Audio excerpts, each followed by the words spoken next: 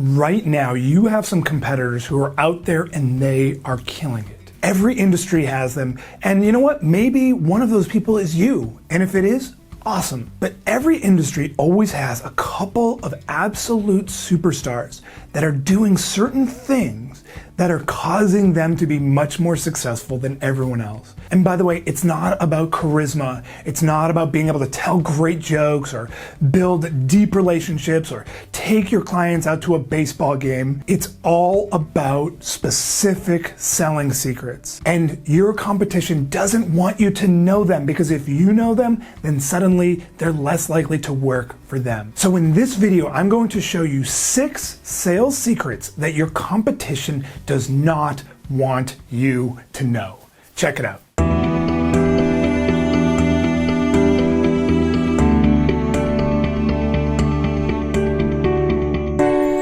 Number 1, know your lead gen math. This may seem a little counter to what a lot of us think about, right? Because in sales, we're not really focused on the math behind success. We're really just focused on what do I have to say, what do I have to do?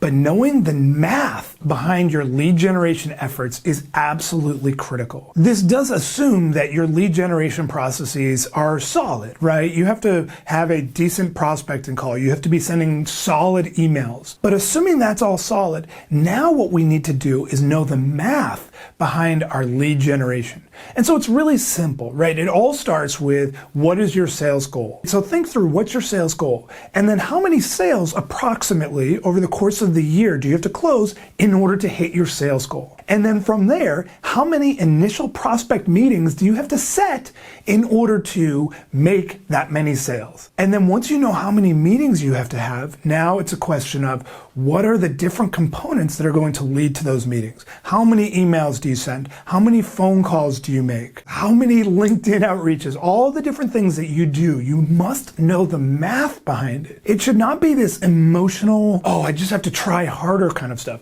No, it is about math, and it is about understanding exactly what you have to do in order to get there. It is a key secret that all top salespeople know, is that they know exactly what the math is behind hitting their sales goals. Number 2, all that matters is what leads to sales. This is a really important distinction. So many of us get so distracted throughout the day doing things that are not sales related.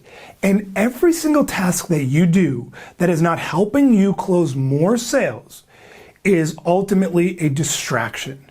You need to get really, really strong at removing all of the clutter. I recently read a book by Marie Kondo about removing clutter from our lives. And anything in your job that is not related to closing deals is clutter. Period. You must be focused only on doing things that is going to help you close deals. So any of those customer service issues, pass them on to someone else.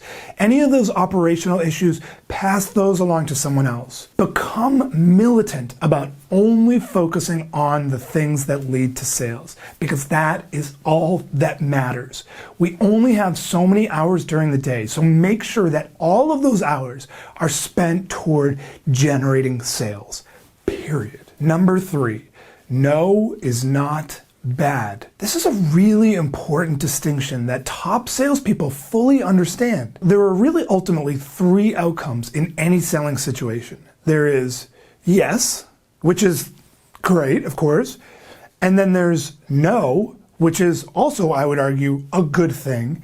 And then there's what else?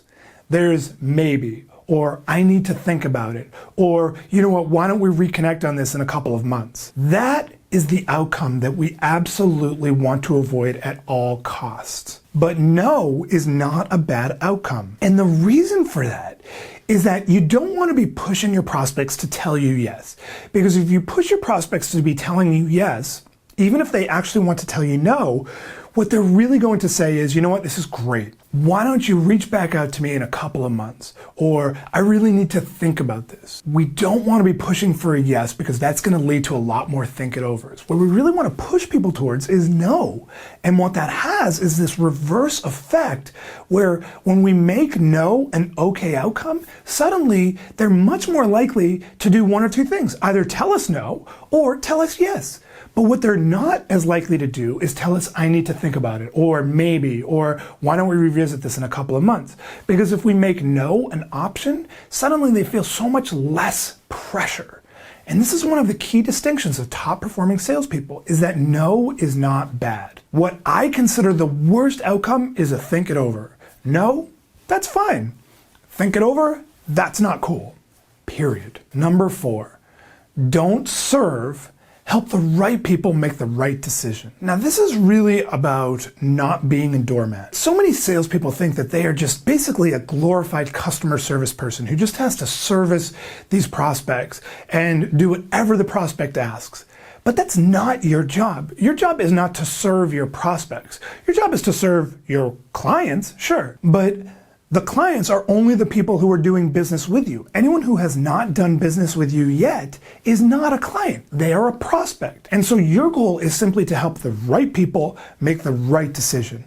And so that means that if someone is not the right fit for you, you don't owe them anything. And you have to really have that mindset that you do not owe someone who is not a fit for your product or service anything. And it's a really important distinction.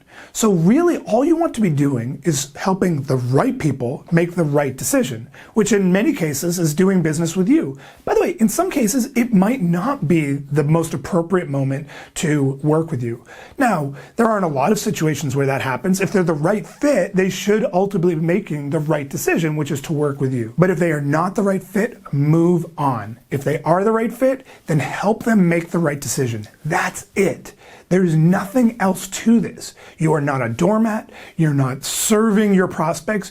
You are simply helping the right people make the right decision. Number 5, great salespeople are not talkative. This is a really important thing to understand that so many people don't appreciate. We've all heard the idea of the really chatty salesperson, or, George is a born salesperson. He could talk away anyone in a bar or something like that. But really, the data shows that great salespeople are not necessarily the extroverts.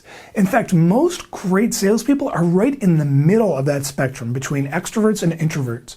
And I've known a lot of introverts who have been some of the best salespeople I've ever known. So don't feel like you have to be this charismatic, talkative, funny person in order to be an effective salesperson. In fact, you don't. In fact, a lot of times, those traits that I just explained can actually take away from being effective in the role. Great salespeople are great listeners. They're great at engaging people in conversations. They're great at disarming prospects and making them feel comfortable to share what's going on in their world.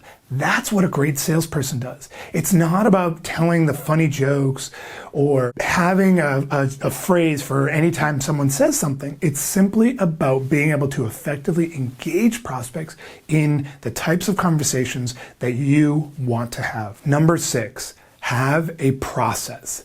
Don't make it up. This is really key, right? This is the last secret because it's so important, and so few salespeople really do have a formalized sales process. Let me ask you a question.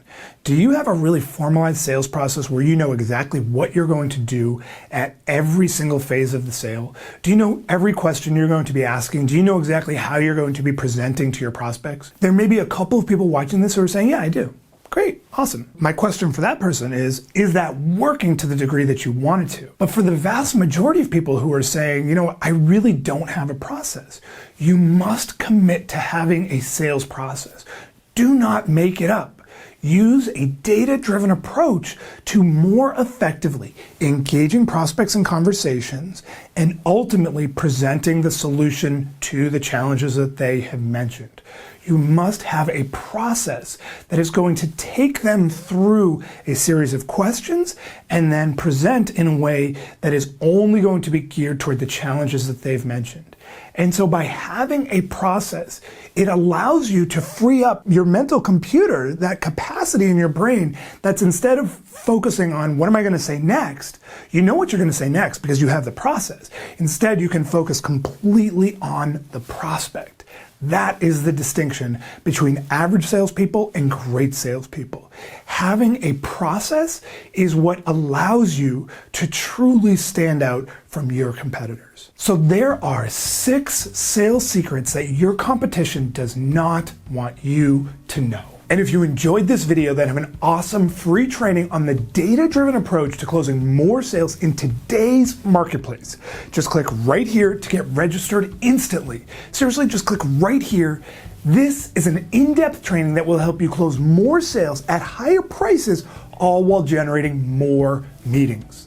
Also, if you got some value, please like this video below on YouTube and be sure to subscribe to my YouTube channel by clicking my face, which should be right about here, to get access to a new video just like this one each week.